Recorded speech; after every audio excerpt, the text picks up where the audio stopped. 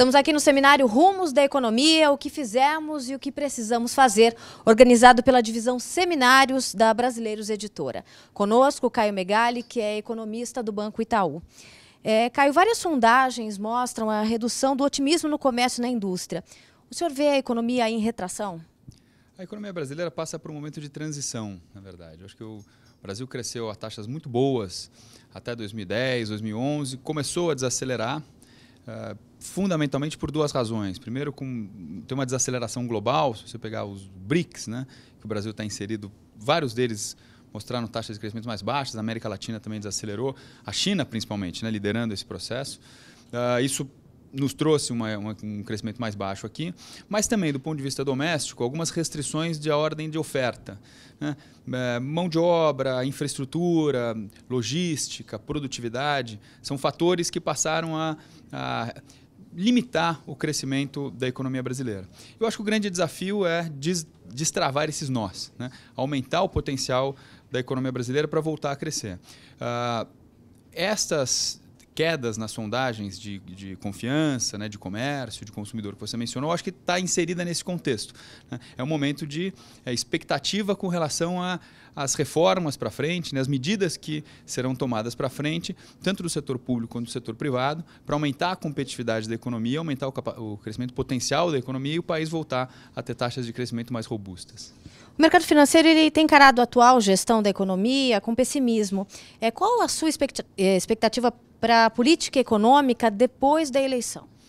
Eu acho que a política econômica ela tem que continuar mirando exatamente nesses desafios que eu mencionei, mirando em expandir a capacidade produtiva da economia, mantendo os equilíbrios de curto prazo, macroeconômicos, né? Um olho na inflação, um olho na estabilidade da dívida pública, mas fundamentalmente mirando expandir a capacidade de crescimento e a capacidade de produção, né?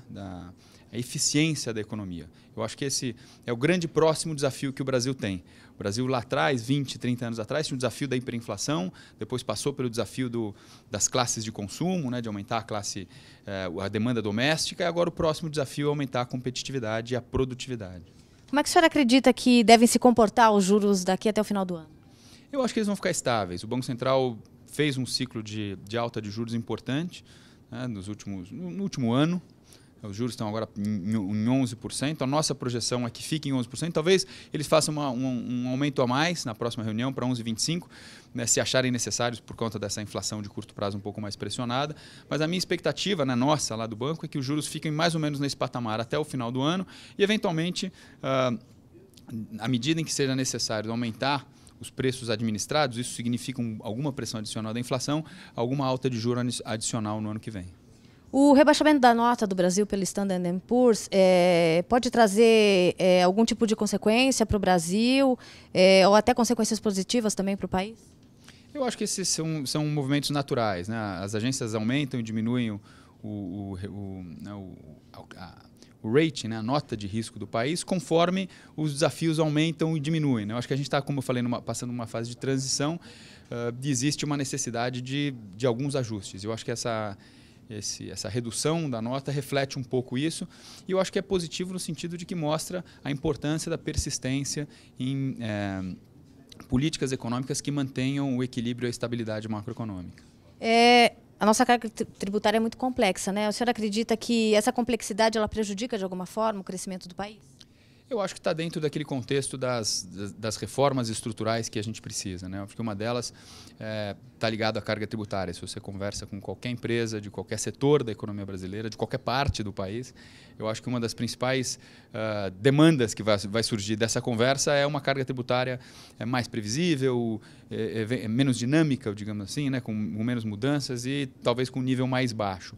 Não sei se isso é possível já no curto prazo, a gente tem que observar também, como eu disse, a estabilidade fiscal, a persistência da dívida PIB em patamares como estão atualmente, né, patamares razoáveis, mas ao longo do tempo eu acho que esse sim é um fator importante para justamente destravar os gargalos os gargalos estruturais de oferta e aumentar a capacidade produtiva da economia. Se o senhor pudesse fazer uma reforma fiscal, como faria?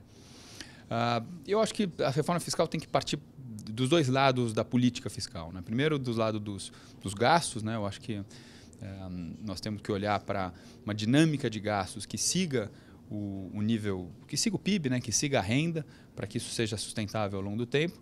E no lado fiscal, como a gente conversou, poder diminuir primeiro a complexidade da carga e ao longo do tempo também diminuir o tamanho da carga, conforme as despesas também se mantenham sob controle.